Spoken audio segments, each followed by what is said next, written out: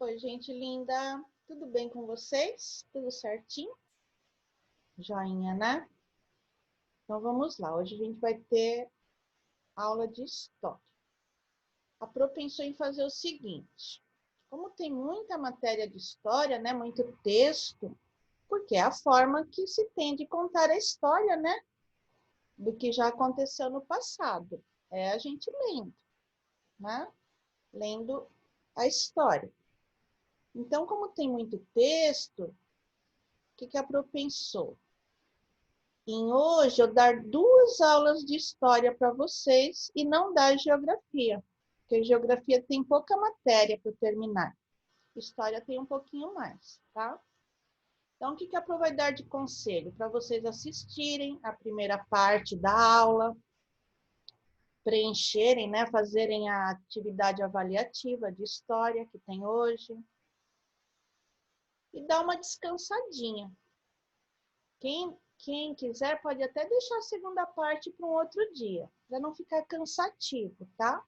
Porque a gente vai lendo, vai conversando, né, sobre o que está sendo dito.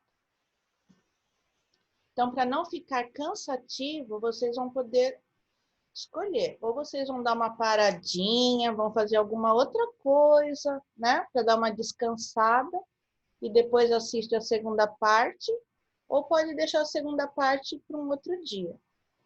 Né? No máximo amanhã, depois de amanhã, também não pode deixar passar muito, tá? Mas aí são vocês que vão fazer essa escolha, tá? Porque tem gente que, não, eu quero fazer tudo hoje, não quero deixar acumular nada. Tem gente que cansa, né? Porque a história tem muitas coisas, né? Para a gente ler, para a gente discutir. Então depende muito de cada um, tá bom? Então vamos lá, na página 180, exploração e descoberta. O colonizador e a vida nos engenhos. O que a Pro gosta de ler junto com vocês a matéria? Poderia simplesmente falar, né, de uma forma geral, o que está sendo dito aí na matéria, mas eu gosto de ler porque, às vezes, essa leitura da Pro é a única leitura que o aluno faz. Tem gente que não iria ler se a Pro falasse, leiam os textos das páginas tal, tal e tal. Tem gente que não iria ler. Então, não ia nem ficar sabendo qual é o conteúdo do caderno. Então, eu gosto de ler junto, tá? A matéria, ela é bem, assim, autoexplicativa, né? A gente pode fazer um comentário, outro, mas ela já está bem detalhada, tá? Muita coisa aqui é em forma de curiosidade, né? Está sendo introduzido para vocês agora. Porque, na verdade, essa história do nosso país, vocês vão ver ainda por muitos anos na vida acadêmica de vocês, tá? A história dos povos indígenas começa a mudar quando colonizadores portugueses decidiram vir para o Brasil para tomar posse das terras. Então, quando que eles descobriram essas terras? Foi em 1500, tá? A colonização do Brasil foi determinada pelo governo português a fim de explorar as terras brasileiras e dessas terras retirar mercadorias que pudessem ser vendidas na Europa, enriquecendo Portugal. Olha que interessante, né? O rei de lá, né, de Portugal, falou, não, vamos começar a colonizar, vamos começar a povoar essas terras, né? E aí, aos pouquinhos, eles foram vindo para cá, foram pegando a confiança dos índios, os índios eram muito ingênuos, né? E acabaram até escravizando os índios, fazendo os índios trabalharem para eles. Então, quando eles vieram, olha que interessante, interessados em fazer comércio e ganhar dinheiro, os colonizadores trouxeram para cá a cana-de-açúcar para ser plantada num lugar chamado de engenho. Então, o que é engenho? Uma grande propriedade onde se plantava e se produzia o açúcar. Porque o açúcar ele vem da cana de açúcar, né? Então, os portugueses trouxeram para cá essa mudinha de cana, né? Ah, vamos plantar cana nas terras brasileiras, né? Ainda nem tinha nome de Brasil. Vamos plantar cana e aí vai nascer bastante, porque aqui tem bastante terreno, né? Dá para plantar bastante. E aí a gente vende, vai vendendo para os países da Europa e vai ganhando muito dinheiro, né? E foi o que aconteceu. Nessa época não havia cidades, apenas aldeias indígenas. Quando chegavam ao Brasil, os colonizadores desembarcavam próximo às praias e escolhiam um local para construir armazéns para guardar suas mercadorias. Com a aglomeração e o vai e vem dos colonos, começaram a surgir os primeiros povoados, aí sim, chamados de vilas. Observe essa imagem, tá? Então, construíam, já começaram as primeiras construções aqui em terras brasileiras. Essas vilas geralmente eram chamadas pelo nome do santo do dia, ou do santo de devoção do fundador. Então, por isso que tem muitas cidades que têm nome de santo.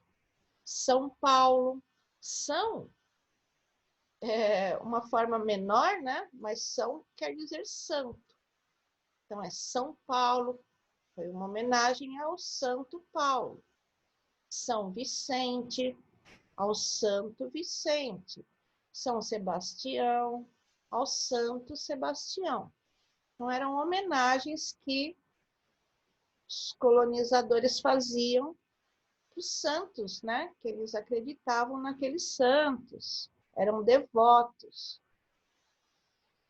Por isso que a gente entende um pouco por que o nome dessas cidades, né? Como essa cidade aqui da escola, Santo André.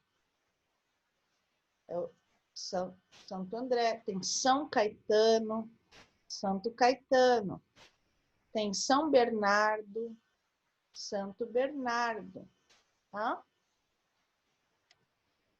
Com a chegada dos portugueses, muitos aspectos no modo de vida indígena mudaram. Alguns objetos utilizados pelos portugueses, como machado, tesoura e facas, despertaram o interesse dos indígenas, que passaram a fazer algumas trocas. Para conseguir esses objetos, eles realizavam o corte da árvore pau-brasil, que era muito apreciada pelos colonizadores portugueses.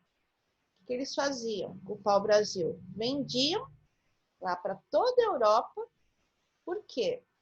Porque era uma árvore, né, que eles gostavam muito da madeira dessa árvore e de um corante que ela produzia. Aí, com esse corante, eles tingiam tecidos, faziam várias coisas.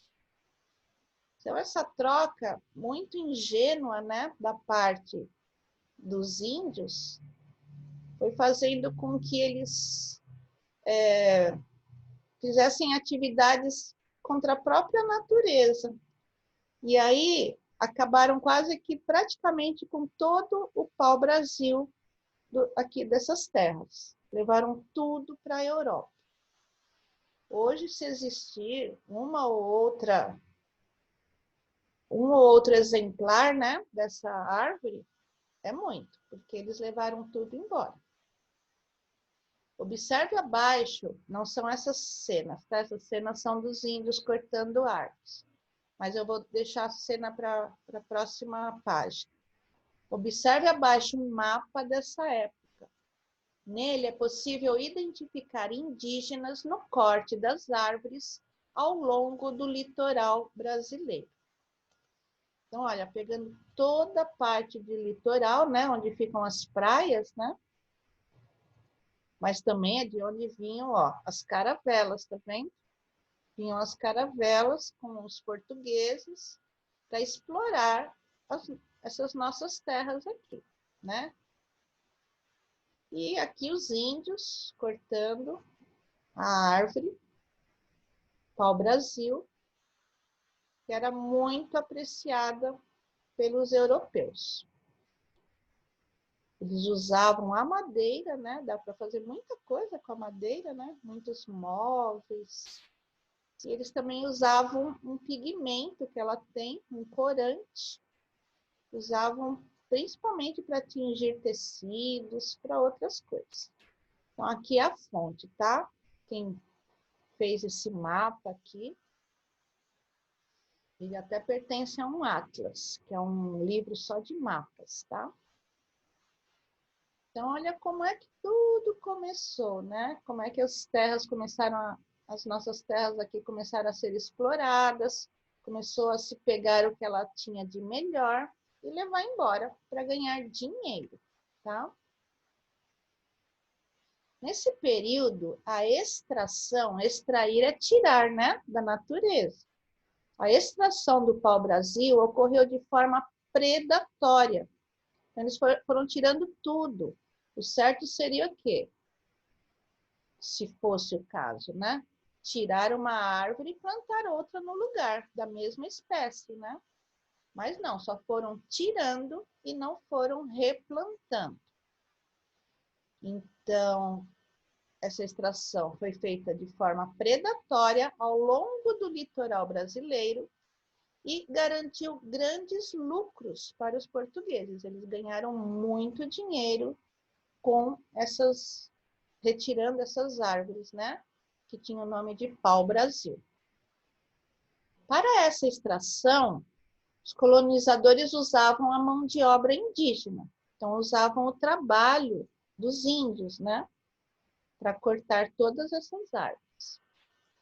Interessados em fazer comércio e ganhar mais dinheiro, eles trouxeram para cá a cana-de-açúcar para ser plantada na região nordeste do Brasil.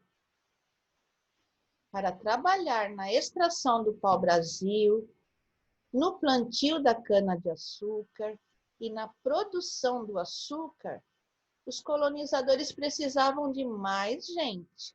E aí eles foram buscar o quê? Escravos africanos. Chegaram lá na África, na África estavam vivendo todos muito bem, tinham reis, rainhas, príncipes, princesas. Eles simplesmente falaram, não, vocês vão ser nossos escravos. Olha que triste, né? Uma pessoa ter que deixar seu país, do nada assim, e se transformar em escravo de um outro povo.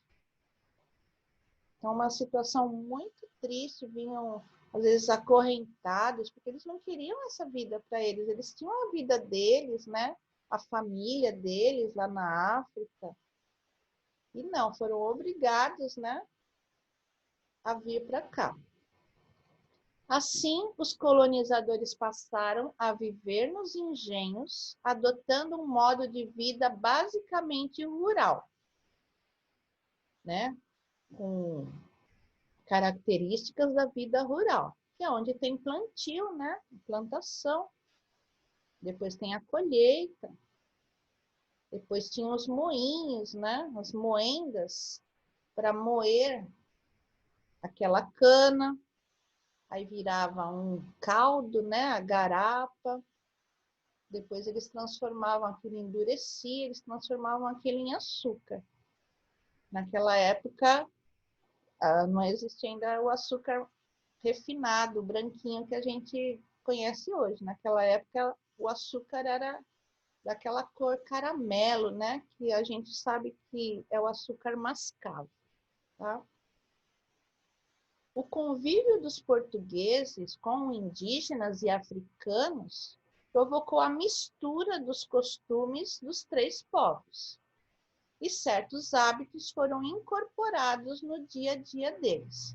Então, é claro, né? Convive junto, vai pegando um hábito, um costume. Então, portugueses, índios e africanos, de alguma forma, foram trocando experiências da cultura de cada povo. né? Tanto é que, por exemplo, uma comida muito apreciada aqui pelos brasileiros é a feijoada, não é? Feijoada é uma comida que foi trazida para cá pelos africanos. Foram eles que ensinaram a fazer feijoada aqui, tá? A gente já tinha falado dos indígenas, né? Como gostam de raízes, a mandioca, tudo que eles conseguiam fazer com a mandioca, o biju, né? Tapioca. E os portugueses também, claro que trouxeram muitos hábitos para cá, não só alimentares, né? Observe a imagem abaixo que representa as principais dependências de um engenho. Então, olha o que tinha no engenho. Como que as pessoas viviam no engenho? Então, tinha a casa grande, onde ficava o dono, né, dessas terras. Ele era chamado senhor de engenho. Ele era o dono de tudo. Então, ficava ele aqui, com a família dele, chamava Casa Grande, a casa do senhor de engenho. Aqui na senzala ficavam os escravos, e vocês vão ver que eles, daqui a pouco, eles ficavam numa situação assim, muito ruim, não tinha higiene, não tinha limpeza nenhuma, eles comiam assim com a mão, o que davam, né, para eles comerem, uma vida bem triste.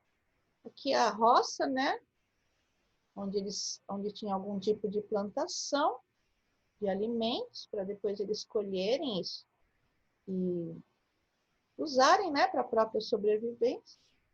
Aqui é o canavial, que é como uma plantação de cana-de-açúcar é chamada, canavial.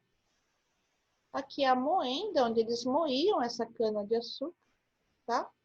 Aqui tem um poço, porque naquela época não tinha água de torneira, água encanada, né? Tinha que pegar água no poço, eu tinha que pegar água no rio.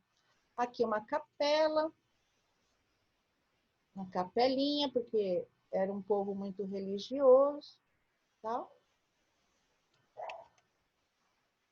Daqui a pouquinho vocês vão entender por que eu coloquei essas linhazinhas verdes, mas ainda não é a hora, tá? A Casa Grande era o lugar onde vivia o senhor de engenho com a sua família. Olha aqui o senhor de engenho. Colonizador português e proprietário da Casa Grande, o senhor de engenho foi durante um longo período da nossa história um líder local com grande prestígio social e possuidor de muita riqueza.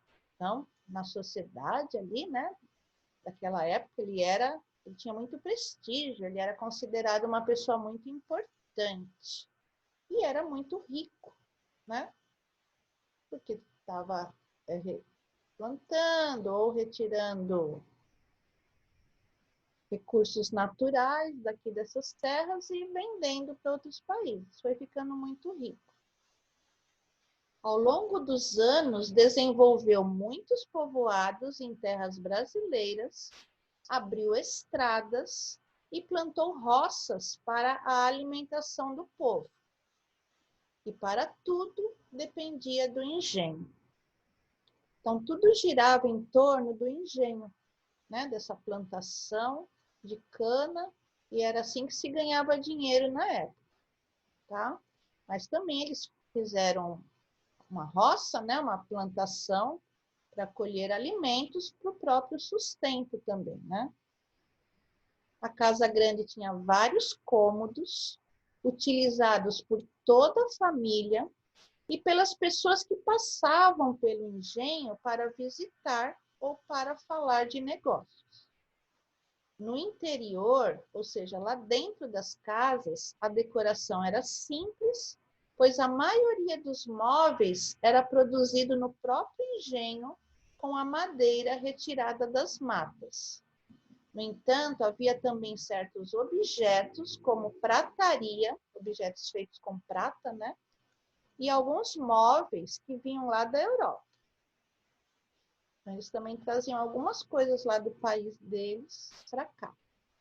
Pra decorar a casa, né? Alguns utensílios domésticos. Aqui também, essas linhas amarelas, daqui a pouco eu falo por que estão aí, tá bom? Todo o trabalho do interior, lá de dentro da casa grande, né, era feito por mulheres escravizadas. O que elas faziam? Elas cozinhavam, a mesa era sempre farta de comida, né, bem servida, diferente do que acontecia lá na senzala, que eles não tinham toda essa comida, né, com qualidade. As escravas também lavavam, passavam a roupa com ferro a carvão. Olha aqui uma escrava abanando, né? Para produzir um pouquinho de vento.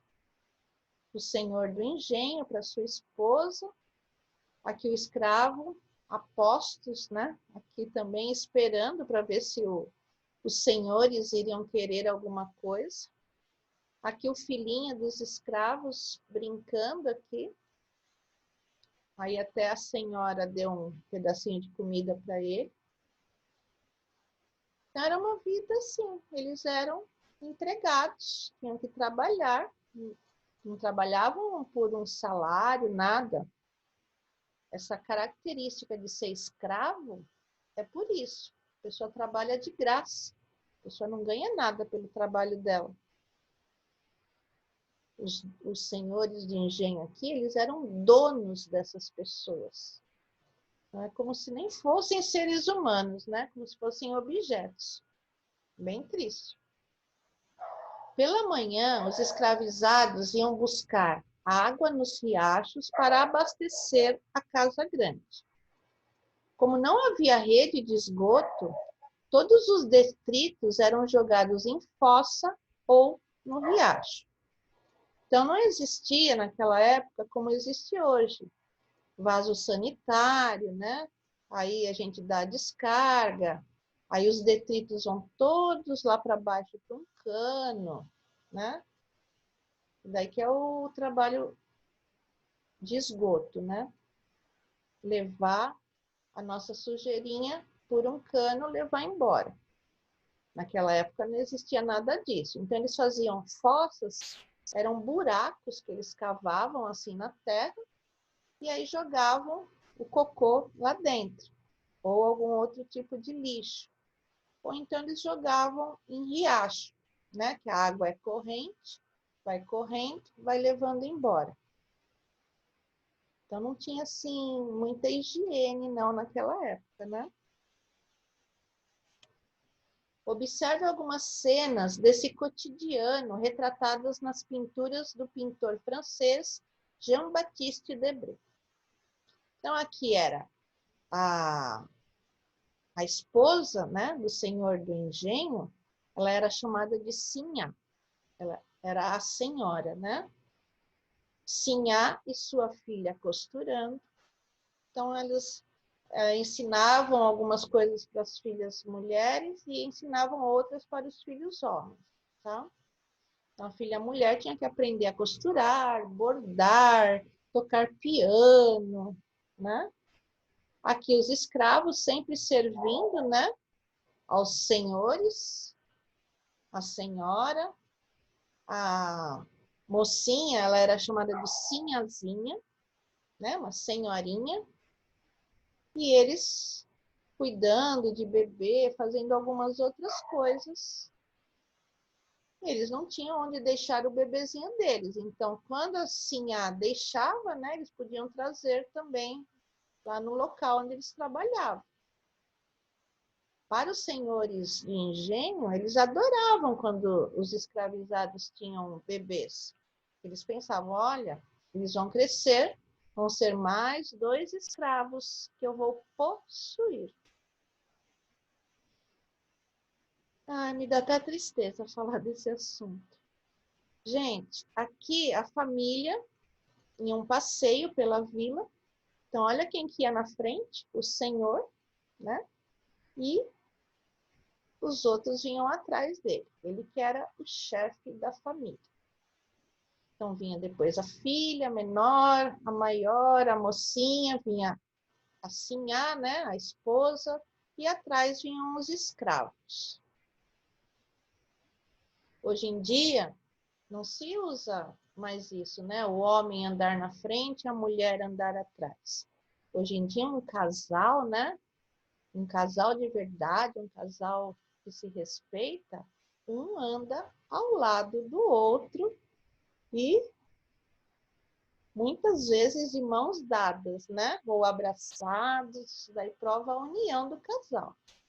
Aqui não, que parecia que o mais importante da família era o homem, e depois as outras pessoas, sendo que todos os elementos da família são importantes, né? Ao lado da casa grande ficavam a senzala e a capela. A capelinha é uma igrejinha, né? A senzala era a moradia dos escravizados. Ela era construída de madeira ou de pau a pique. Quando eles entrelaçam, né, madeiras assim na posição vertical, depois colocam algumas na posição horizontal e vão amarrando, né? Depois jogam um barro lá. Isso daí que era a construção de pau a pique. Nem sempre tinha divisões internas, às vezes era só um espaço. Servia mais para eles dormirem, né? Porque eles trabalhavam o dia inteiro. Não tinha uma boa ventilação, era muito calor, muito calor. Os que viviam sempre suados, né? Nas fazendas, onde tinha poucos escravos, eles dormiam nos porões da casa grande. Aí a nossa personagem falando. Muito interessante. E os portugueses continuaram a vir para o Brasil somente por causa dos engenhos e do plantio de cana-de-açúcar? Não. Com o tempo, as vilas foram crescendo e sua população foi aumentando.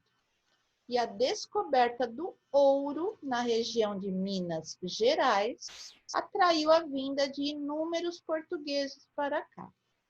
Então, olha como que começou, né? Começou com a cana-de-açúcar, com o comércio da cana-de-açúcar, né? Eles plantaram, comercializaram, ganharam muito dinheiro. Então, foi um ciclo. Foi o primeiro ciclo aí comercial, econômico, aqui nas terras brasileiras, foi o ciclo da cana-de-açúcar. Aí começou um outro ciclo, acharam outro tipo de riqueza, minério, né? Em Minas Gerais. Acharam ouro. E aí começaram a atrair a vinda de muitas pessoas para cá em busca desse ouro, né? A vida nas vilas. A descoberta do ouro em terras brasileiras atraiu muitas pessoas da Europa, principalmente de Portugal. Eles vinham para cá em busca desse minério, que é o ouro, né? Essas pessoas que estavam vindo para cá começaram a formar vilas, né? Olha aqui. Começaram a construir suas moradias e explorar as terras aqui para descobrir ouro. O modo de vida nessas vilas era bem diferente da vida lá nos engenhos. Nelas viviam homens e mulheres brancos, negros, indígenas, mestiços ou escravos. Mestiço é quando une uma raça a outra, né? Por exemplo, se um homem branco tivesse um filho com uma índia, esse filho não seria nem europeu e nem indígena, ele seria mestiço, seria uma mistura desses dois povos, né? Ou então o branco com o negro também, o filho seria mestiço. Ou o negro com o índio. Então eles podiam misturar aqui essas raças, tá?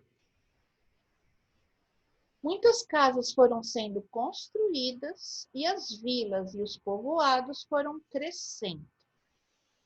Então, esse quadro aqui é uma pintura a óleo, né? Foi dado o nome para ele de Vila Rica. Foi feito em 1820 e está lá no Museu da Inconfidência.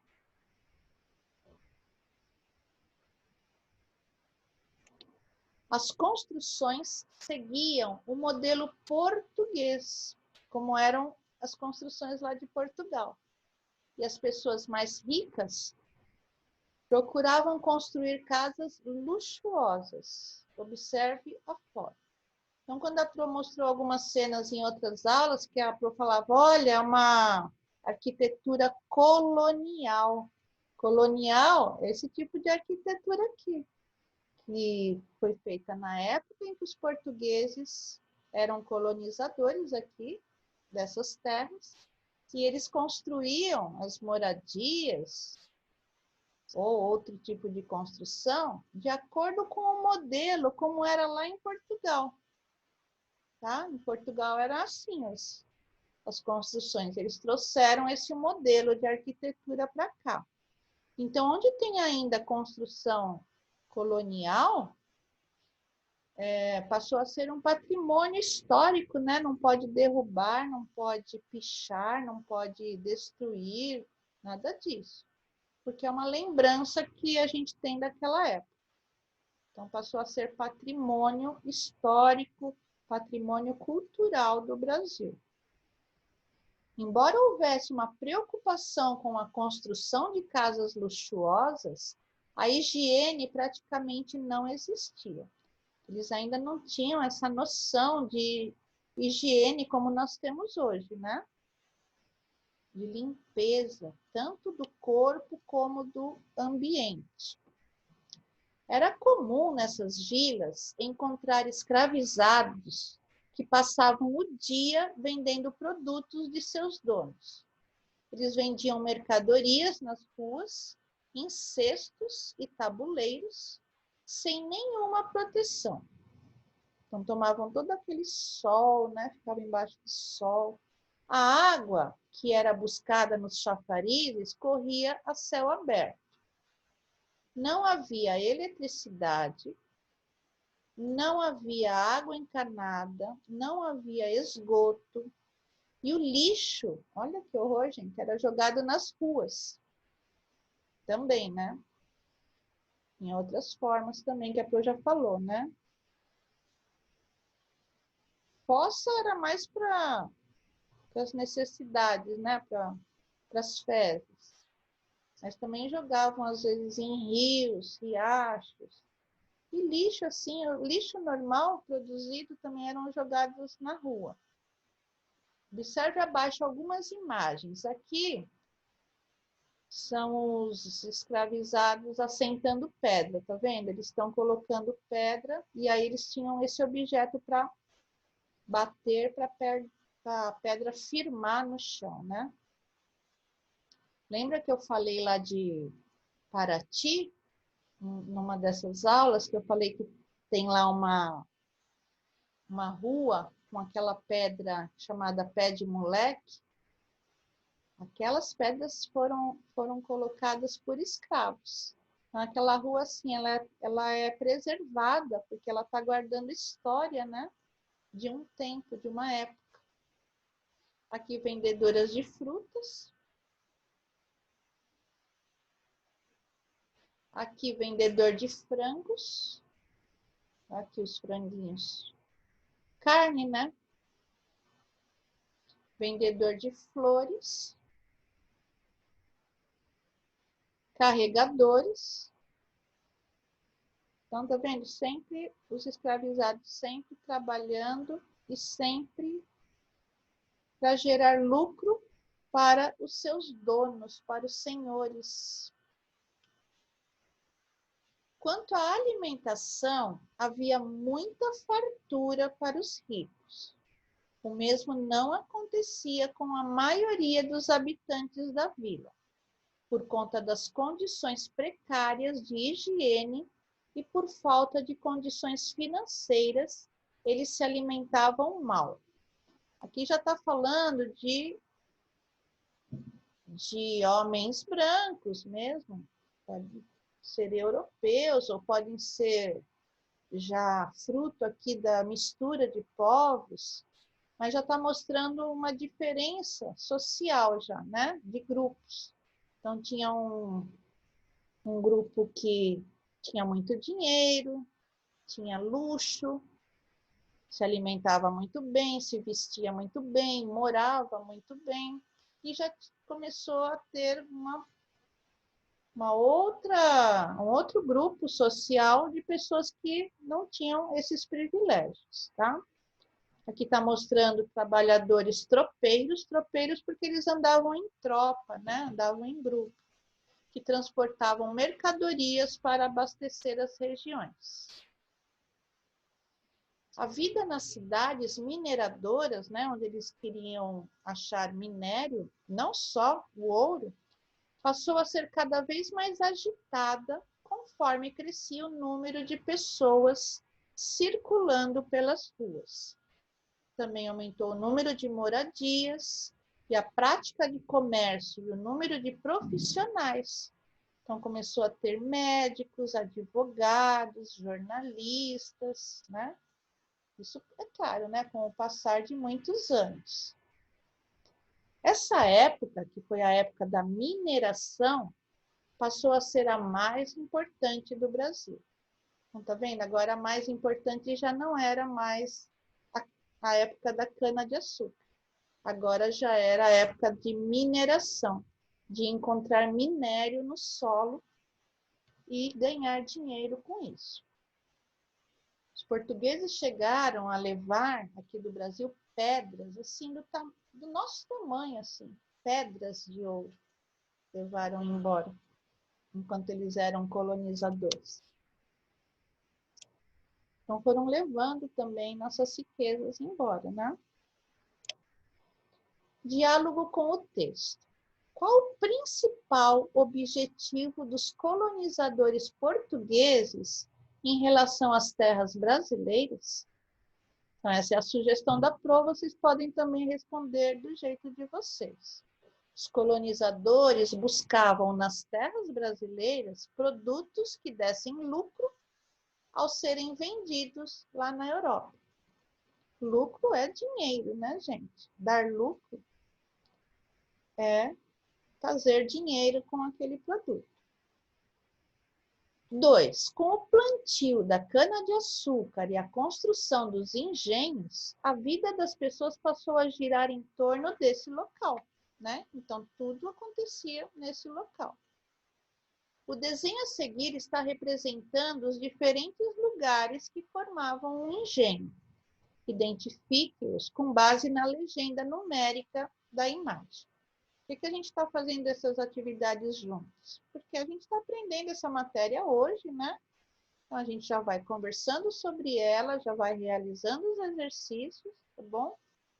Então, aqui, onde é que era a senzala? A senzala dos escravos era aqui, ó, onde está o número 3. Então, entre esses parênteses, vocês vão pôr o número 3. Onde é que era a moenda? Moenda é aqui, onde se moía a cana de açúcar, né? Então, vamos pôr o número 4. A casa grande, onde ficava o senhor de engenho e sua família, número 1. E a capelinha, né? Eles rezavam missa, eles eram muito religiosos. Número 2, tá? Procure no texto a descrição de casa grande e grife-a com a cor verde. E depois, com o amarelo, grife a parte do texto que descreve o trabalho dos escravos nesse local. Então, agora vocês vão entender por que eu coloquei aquelas linhas, né? A verde e a amarela. A verde vai estar com a descrição do que é casa grande. E a amarela vai estar falando um pouquinho do trabalho dos escravos. Então, vou voltar tudo aqui para vocês verem. Descrição de casa grande. Então, vocês também podem passar ou uma linha verde, ou um círculo, né? tem que chamar a atenção de alguma forma aqui, ó. A casa grande era o lugar onde vivia o senhor de engenho com sua família. Só essa frase aí, tá? Explicando o que é casa grande. E como que era, né, o trabalho dos escravos. Todo o trabalho do interior da casa grande era feito por mulheres escravizadas que cozinhavam. A mesa era farta e bem servida. Elas também lavavam e passavam a roupa com ferro a carvão. Então, aí vocês vão passar o amarelo, tá? Pode ser assim, com linhas retas, pode circular. Vamos voltar lá para o exercício. Exercício 4. Qual que é a importância do senhor de engenho nesse momento histórico? O senhor de engenho, ele era o responsável pelo engenho. Ele tinha grande poder político, ele mandava nos escravos e cuidava do desenvolvimento da região onde se localizava o engenho, né? Então, era a figura mais importante ali da região, tá? Além do plantio de cana-de-açúcar, que outra descoberta atraiu portugueses para o solo brasileiro? Os portugueses descobriram o quê? Ouro. Foi um minério que atraiu muitas pessoas aqui para essas terras, tá? Para também explorar, também pegar, extrair da natureza, né? E tentar ganhar dinheiro. E ganharam muito dinheiro com ouro também. Então, pessoal, a gente vai dar uma pausa agora. Vocês vão fazer aquilo que a Pro pediu, né? Vão fazer os exercícios com capricho, vão fazer a atividade avaliativa, porque tudo que está sendo pedido naquela atividade vocês já sabem, né? Já é matéria que a gente viu. E o conselho que eu dou é que vocês descansem um pouquinho, tá? Para não ficar uma coisa assim cansativa, porque é muita informação, é muito texto, né? Então, às vezes, cansa. Então, vai fazer alguma outra atividade, ou pode ser até de uma outra matéria, descansa um pouquinho, né? Assiste um desenho, faz alguma coisa para dar uma relaxadinha. Depois, quem quiser, volta, ainda hoje. Quem quiser deixar para um outro dia, ou para um outro horário, né? Um pouquinho mais tarde. Aí vocês que sabem como que é a rotina de vocês aí em casa, vocês que vão decidir, tá bom? Então, por enquanto é só, gente. Daqui a pouquinho eu vou já postar outra aula, tá bom? Um beijinho da Pro, pessoal. Bye, bye.